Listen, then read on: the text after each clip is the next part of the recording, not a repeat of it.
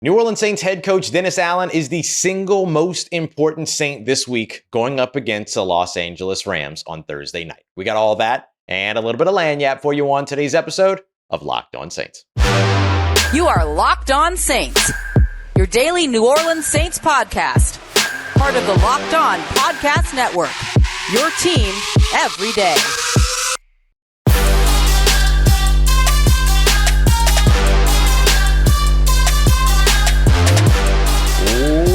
What is good, Who Dat Nation and Who Dat family? Welcome into another episode of Locked On Saints, your daily podcast covering your favorite team, the New Orleans Saints, part of Locked On Podcast Network, your team every day. I'm your host, Rajs Jackson, credentialed media member covering your New Orleans Saints as the senior writer and reporter over at Saints News Network.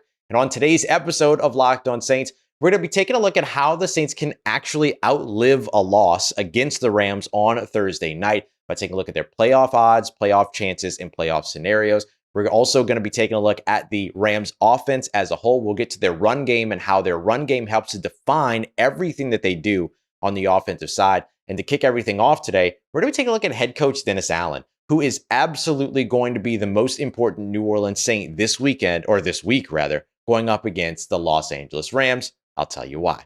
Appreciate you being an everydayer and making Locked On Saints your first listen of the day every day. Today's episode of Locked On Saints is brought to you by friends at Gametime. Download the Gametime app, enter the promo code LOCKEDONNFL, get $20 off of your first purchase. Last minute tickets, lowest price guaranteed. So, New Orleans Saints head coach Dennis Allen is undoubtedly the most important aspect of a win or loss against the Los Angeles Rams. Because let's just be honest here. It's going to be Dennis Allen's scheme on defense up against Sean McVay's scheme over on offense. And the Sean McVay scheme on offense for the Los Angeles Rams this year is vastly different than the scheme they brought to New Orleans just about a year ago. Dennis Allen's defense built on disguise and surprise. Sean McVay's offense built on disguise and surprise. Who disguises best? Who surprises more? That's who is going to win this game. This is coming down to Dennis Allen versus Sean McVay. Now, it's all going to come down to the players and their ability to be able to execute as well. If the Los Angeles Rams have the game plan in place but can't execute properly for whatever reason, advantage Saints. If Dennis Allen has the scheme in place and has the game plan in place, but the players struggle to tackle, struggle with lane integrity, struggle to get to the quarterback or take the quarterback down when they get to him, advantage Los Angeles Rams. That's the way that this game is going to work. Now, don't get me wrong. Veteran players on the field are going to be massively important as well. Demario Davis helped to set a tone big time over on the defensive side that helped to spur not only the defense, but the offense in his first 11 plays or so going up against the New York Giants. That type of start will be needed again, but also his mind, right? His ability to communicate with the defense, the things that he has seen before, and him being ready for this Los Angeles Rams offense. It's going to be integral to the New Orleans Saints' ability to be able to execute over on the defensive side. Same thing goes for Tyrann Mathieu on the back end. And of course, rookie safety Jordan Howden, his ability to communicate is absolutely going to be tested in this game. And he's going to have to be able to get those calls right, relay that information. And even if he doesn't get the calls right, he's got to do it with the confidence to make sure that the players are where they need to be at the very, very least. He's done a good job of that so far, but this is a real opportunity for a rookie to maybe crawl into a shell a little bit because of the fear of making a mistake. Jordan Howden cannot be that player this week. When he communicates, he has to communicate as if everything is mistake-free until proven otherwise, and then do it again and again and again for some 60 plays or whatever over on defense. So what is it about the Los Angeles Rams offense that makes things so complicated? Let's start with the passing game. And a big part of the reason why the passing game is so complicated to track when it comes to the Los Angeles Rams is because they do everything out of the same personnel group. About 91% of their offense is run out of 11 personnel, one running back, one tight end, three wide receivers. Now, sometimes those players, the running back, the tight end, the wide receivers, will change. Sometimes Tutu Atwell is in, sometimes he's out, and Demarcus Robinson is in. Sometimes Puka Nacua is in, sometimes he's out, and Demarcus Robinson comes in for him. Sometimes Tyler Higbee is in, sometimes another tight end comes in. Sometimes running back Kyren Williams is in, sometimes another running back comes in, right? So they'll change who the personnel is on an individual player basis, but the personnel grouping is effectively the same unless they're in the goal line or inside their own 5 with their backs pinned up against the wall. 1 running back, 1 tight end, 3 wide receivers. The other thing that they'll vary up are their formations. So where those players line up will change, but the personnel grouping itself will be the same. But the Rams do run a lot of their offense out of condensed packages, meaning that the player that is furthest away from the center on offense, the wide receiver that's furthest outside, is still actually within the numbers, and maybe the receivers on the other side are a little bit tighter in. This allows them to be able to run both run plays and passing plays out of the exact same look, with the exact same personnel grouping and the exact same individual personnel. So everything that you hear that the Los Angeles Rams do works for their run game and works for their passing game. Puka Nacua, Cooper Kupp, Tutu Atwell, all 3 guys, motion guys, good receivers, good route runners, can uphold in the run game as run blockers. Tyler Higbee, tight end, can go out there, run some routes for you, can be sneaky, can catch some passes, but can block. The Rams will run out of under center looks as well as shotgun looks with their running backs, but then they'll also run play action out of their under center looks and their shotgun looks. That's a big change for the Los Angeles Rams, who used to almost exclusively run their play action plays from under center only. Now they've expanded, and now they're running play action out of shotgun as well. And Matthew Stafford, particularly early on in the season and here recently in the year, there's a little bit of a gap in the middle, a little bit of a bell curve, if you will, really the other way, of Matthew Stafford being particularly effective in play action from shotgun. Okay. So these are going to be things that you're going to want to pay attention to, but it's going to be hard for you to track and know what to expect from this Los Angeles Rams offense. And that's going to be the same for the New Orleans Saints defense. So disguise versus disguise, the New Orleans Saints have to be able to come out and force the Rams to maybe mistake what it is that the Saints are doing coverage-wise over on the defensive side, to force them into some turnover-worthy passes. They're going to have to rake, scratch, punch at the football whenever there's a ball carrier with the ball in their hands. Turnovers are going to be big and are going to play a humongous role in this game. If the Saints do not force a turnover, they will not win this game. Plain and simple. This is a big part of why Dennis Allen is so important this week, because he's got to build the scheme. He's got to coach them up to the execution, and he's got to remind this team to go after the football and to make plays on the football. And sometimes you do that with risk. Sometimes you do that in safe situations, but no matter what, the Saints have to get that done. The other thing that you're looking for here too is that the Saints have got to be able to get pressure on Matthew Stafford. That has always been the formula against Matt Stafford. That has not changed this year. His passer rating has plummeted, 20 points whenever he's pressured, all these other things. And particularly pressuring him with your front 4 and without blitzing is going to take you a long way as well. The Saints have shown over the last 2 games that they can pressure, but this is going to be the game where they get the opportunity to prove it over on the defensive line. 25 pressures against the Giants, 24 pressures against the Panthers. However, only 10 pressures against Detroit, only 6 pressures against Atlanta. Much better offensive lines, Detroit and Atlanta. Los Angeles, not the best offensive line, but certainly up there in conversation as a top 10 offensive line, which the Giants and the Panthers are far from. So if the Saints want to be able to show that they can generate pressure, this is the game to do it, as it will reap dividends for them big time in this game going up against the Rams, but also proves that the recent outbursts that we have seen in terms of production in the pass rush is not just a mirage against 2 bad offensive lines, and instead is a playoff-ready pass rush scheme. Those are going to be huge for the New Orleans Saints. Next up, we're going to take a look at the run game, get into a little bit of motion conversation, and how it is that the Rams build their offense off of their run game and how the New Orleans Saints can disrupt that. We got that coming up for you as we continue on with today's episode of Locked On Saints, part of Locked On Podcast Network, your team every day. Today's episode of Locked On Saints is brought to you by our friends at Gametime. The Gametime app is the absolute place that you should go to be checking out some of these ticket prices, whether you're traveling for a Saints game, whether you're looking for tickets for that Week 18 game against the Atlanta Falcons, which could have humongous playoff implications for the New Orleans Saints at the end of the year. once that game actually has a date and time. You'll be able to find all of it, even deals up to an hour after kickoff if you're here in New Orleans over at the Gametime app. At kickoff against the New York Giants, there were $1 tickets that you could find on Gametime. Incredible. So make sure you go and check them out today. Gametime is the place to be. So download the Gametime app today, create an account, and use the promo code LOCKEDONNFL for $20 off of your first purchase. Terms apply. Again, create an account and use that promo code LOCKEDONNFL, LOCKEDONNFL for $20 off. Download Gametime today. Last minute tickets, lowest price guaranteed.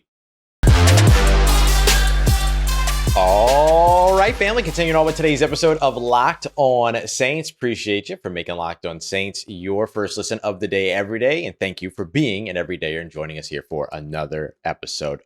So I want to take a look at the Rams run game, because the Rams build everything that they do over on the offensive side effectively off of their run game. And the New Orleans Saints might actually have the secret weapon to get ahead of what it is that the Rams love to do in the run game, because their assistant offensive line coach, Kevin Carberry, who works with Doug Marrone as the offensive line coach and working on the Saints offensive line staff, is the former offensive line coach of the Los Angeles Rams. So he knows very well what it is that the Rams want to do. Now, as I mentioned, there are things that the Rams do right now that are different from what they did last year, no doubt about it. But the run game is one of the things that's maybe a little bit more consistent, running a little bit more out of shotgun, no doubt about that. And then, of course, figuring out their principles in terms of actually running a little bit more man or gap scheme, meaning I, as the offensive line, block you, the defensive lineman, because you're in front of me and that's my responsibility, as opposed to the wide zone or mid zone run scheme that the Rams were using previously. Right now, the Rams are leading the NFL in man or gap scheme run percentage at 56.7%. We never used to talk about the Rams that way, but the way that they do it is something that Kevin Carberry would be very, very familiar with. And that is utilizing one play, not necessarily just one play, but their kind of base run or their primary run play is called a duo run. So this is a run play that utilizes along the offensive line double teams to try to sort of displace the defensive line.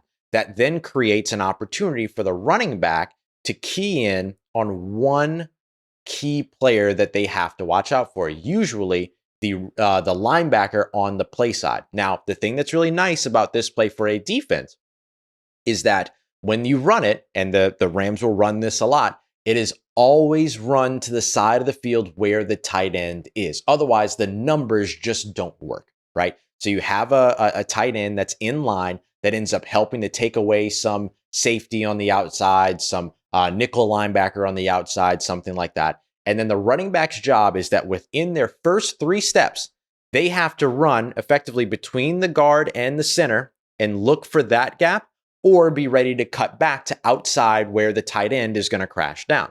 So what you're looking for is, where does the linebacker that's unblocked directly in front of you? They will run directly at that linebacker. And within that first 3 steps, try to diagnose, is that linebacker breaking towards the outside, or is that linebacker breaking towards the inside? If the linebacker breaks towards the inside, the running back goes out. If the linebacker breaks towards the outside, the running back goes in. If the linebacker tries to wrap around or something like that, then they have 2 gaps to choose from in that case. So you'll have a lot of opportunities as a running back within your first 3 steps to be able to process that and get things going. This is a part of what Kyren Williams said is one of those things that makes the offense look really, really complex. However, once you understand it, it makes it very, very easy for a running back to understand, that's the hole that I'm going for. Here's about the time that it takes for it to open up. Here's how much time I have to make the decision. So you have to disrupt the timing, meaning getting into the backfield as quickly as possible, one thing, and the other is by effectively having the players be able to bounce and react, or change, read and react, kind of get that running back stuck in the backfield quite a bit. So Demario Davis and Pete Werner are going to be really, really important in this matchup, because those are going to be the guys that the running back is reading, right? Running right at Pete Werner, running right at Demario Davis, waiting to see, is Demario Davis going to the inside or the outside? And then I'm picking my gap based on what the gap that he doesn't pick. So if you're able to fool me, or if you're able to beat me to the punch in either case, to where I don't get 2 steps until you're already, tackling me, then boom, right? The Saints win that rep. The other thing, though, is going to be that there will always be an unblocked outside either corner or nickel safety or nickel linebacker on the outside. So what that means is that that player has to make that tackle. Because what will happen is that Demario Davis, let's say, will fit his run fit, which will be right on the inside, right, to take away that A gap run, the A gap between the center and the guard, forcing the running back to go to the outside. That running back's responsibility then is to beat the unblocked defender on the backside, on the play side. And so that could be Jordan Howden, that could be Isaac Yiadom, that could be Paulson Adebo, that could be Pete Werner, that could be Nephi Sewell, that could be Zack Baun, that could be Tyrann Mathieu, right? Like the Saints move everybody around so much that there's any number of players that could end up being. And in every case, whoever that player is has to make the tackle. They have to make the stop on Kyren Williams. Kyren Williams has rushed for over 100 yards, and I think it's 4 of the last 5 games, going over 140 yards in 3 of the last 5 games. He's been incredible here recently. And one of the reasons why is because of his processing power. This is not the Minnesota Vikings backfield, that are kind of slow processors, right? This is a high level processing back that has a lot of finesse to him. That's not the easiest to tackle. That will end up putting you in situations to where, he's running past you before you realize that he has the football, those kinds of things. So with that safety unblocked over on the outside, they have to be able to win those one-on-one. So this is again a week to where the outside ability in perimeter run defense, outside tackling ability, in perimeter run defense becomes really, really important in this one. The Rams don't have as much of a split in outside run versus inside run as like the Giants did, for instance, who loved to run to the outside and then just for whatever reason didn't do it against New Orleans.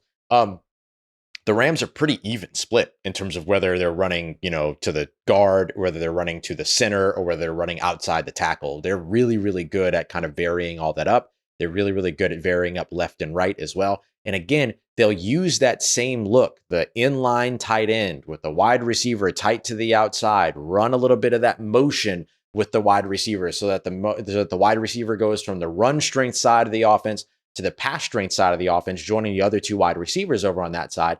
And so your defense starts to shift a little bit over to that side, and then they run that same play right outside the tight end where you're able to maybe get a little bit towards the outside and you can win that one-on-one against the smaller tackler over on the outside, things like that. So really the biggest thing for New Orleans in this game is going to be no missed tackles, right? Not no missed tackles, but making the tackles, right? And bringing running backs down on contact. A lot of yards after contact for this Los Angeles Rams team. You can't let that happen if you are the New Orleans Saints. And so watch for the motion, which will be a part of what it is they do. They run, like I said, 60.3% of their snaps, they run motion.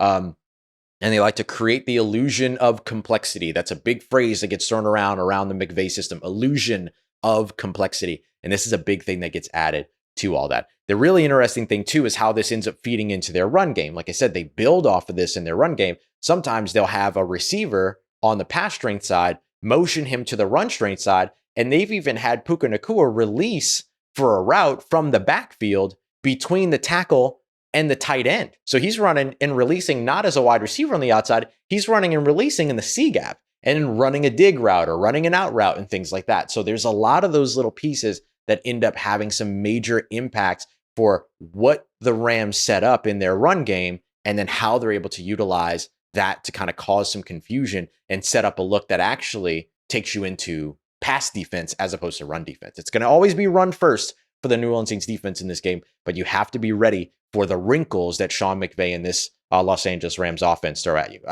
The more that Saints fans watch this game on Thursday night, I'm convinced the more that they're going to know exactly what they want to see from the New Orleans Saints next year over on the offensive side of the football. All right, coming up next, let's take a look at why the Saints can actually, thanks to their win against the Giants, afford a loss to the Los Angeles Rams, but why it's so important for this team to win out and keep their playoff hopes alive. We got that coming up for you as we continue on and wrap up today's episode of Locked On Saints, part of Locked On Podcast Network, your team every day. Today's episode of Locked On Saints is brought to you by our friends at LinkedIn Jobs. LinkedIn Jobs helps you find the qualified candidates you want to talk to faster and for free, and especially these days when it can become very challenging, especially as a small business, to get the the pool of candidates that you're looking for to make sure that you're getting the right professionals to fit your team, not only from like an experience standpoint, but also from a culture standpoint. So maybe you want to get some early screening questions to them and things like that. LinkedIn gives you the additional tools to help making hiring easier for your small business, and can even get involved before you ever post your job and helping you write job descriptions as well, making that process super easy and much quicker, allowing you to be able to get that job description and job posting out to over 1 billion different professionals within their network. Hiring is easy when you have that many qualified candidates. So post your job for free today at linkedin.com/LockedOnNFL. That's linkedin.com/LockedOnNFL to post your job for free. Terms and conditions apply. Let's get it, Who Dat Nation. Wrapping up today's episode of Locked On Saints with a look at why it is that the New Orleans Saints can actually afford a loss, or let me say outlive a loss, to the Los Angeles Rams, thanks to the win that they got against the New York Giants. So the Rams, the Bucks, the Seahawks, and the Falcons are kind of the Saints' most immediate competitors when it comes to their last opportunities to get to the playoffs. The Bucks and the Falcons are most important when it comes to winning the division, getting the number 4 seed, hosting a wild card team in the playoffs, all those other things. But then also getting the number 7 seed is a possibility for New Orleans, at least right now. That's where guys or teams like the Los Angeles Rams and the Seattle Seahawks come into play. Right now, the Rams and the Seahawks tied with the Saints at 7-7, as well as the Bucks. If you're not really worried about the wild card spot, then a loss to the Rams doesn't really end anything for you. So let's take a look at the Saints' playoff chances here. 41% that they make the playoffs, 28% of that is that they're division champions, 13% of that is that they're wildcard champions. So there's about twice as likely that the Saints, if they make the playoffs, that they make it as a number 4 seed as opposed to the number 7 seed. Those are kind of the 2 seeds that they're in competition with. Now, if the Saints win against the Rams, their playoff odds boost up big time, 73%. The variation or the ratio between as wild card versus as division winner remains the same, but both boost up considerably. So look, you'll take a 73% chance going into your final 2 games up against the Bucks and the Falcons, but that 73% chance means nothing if you drop the games to the Bucks and the Falcons. If you lose this game against the Los Angeles Rams, it's going to plummet the odds for a week. But then if you win out after that and get the 2 wins against the Bucks and against the Falcons, then all of a sudden you're in. You're in at that point. That's what it takes. And you get that number 4 seed. Now, some of that is going to depend. I think it's about 80%. Some of that's going to depend upon, what happens with the Bucks. Do they continue to win out? Do they finish with a better record than the Saints in that case? All those other things. But that doesn't seem likely, considering that the Saints would beat them on the way to it. They maybe need to drop 1 more game, but that's still very possible. Now, if the Saints were to win out and win this game against the Los Angeles Rams, win next week against the Bucks in Tampa, and then win the week after that back at home against the Falcons, which, by the way, Desmond Ridder, no longer the starter in Atlanta, at least going into this week, benched again, this time for Taylor Heineke after that embarrassing 9-7 loss to the Carolina Panthers. But the best case scenario for New Orleans is that no matter what happens for their game, that the Bucks drop their game to the Jaguars, who the Saints also lost to earlier in the season, and that the Falcons drop their game to the Colts, who the Saints beat earlier in the season. And that just kind of levels everything out. If the Bucks and the Falcons lose this weekend and the Saints win, their playoff chances get even better, right? I think they step into the 80% conversation at that point.